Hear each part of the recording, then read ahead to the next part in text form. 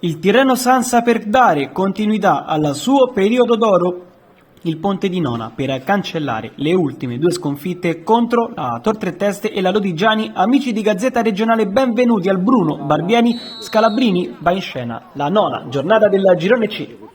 Moretti su calcio di punizione mette dentro sul secondo palo per Perugini che gira fuori. Altro calcio di punizione, questa volta per il Ponte di Nona. Va Di Lazzaro, la sua rasoiata insidiosa termina di poco a lato. Un'occasione per parte tra Tirreno Sansa e Ponte di Nona. Intanto qui Palleschi dribbla due giocatori, va giù sul contatto con Telera. Attenzione perché il numero 4 era già ammonito e infatti l'arbitro tira fuori il cartellino rosso. Il Ponte di Nona è costretto a giocare per più di un'ora in 10 uomini. Moriconi, serve Marchetti che rientra bene sul mancino, va alla conclusione, Sfregola, si rifugia in corner.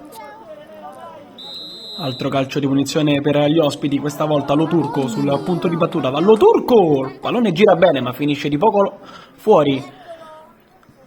Petroni combina bene con Moretti, il pallone ancora alla numero 7, va alla conclusione, Sfregola para, ma lascia lì, Perugini fa 1-0, il Tirreno Sansa spinge e alla fine trova il gol.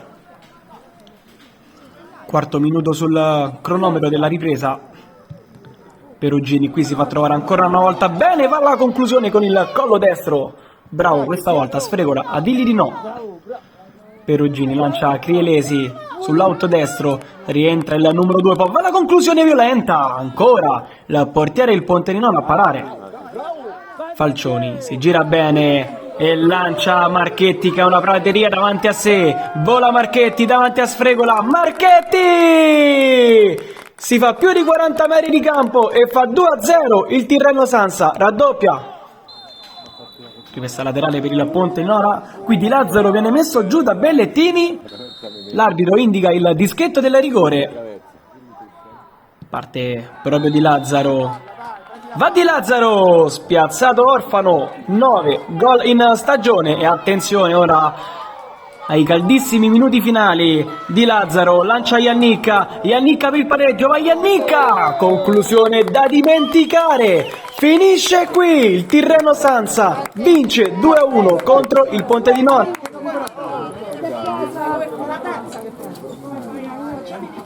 Buono.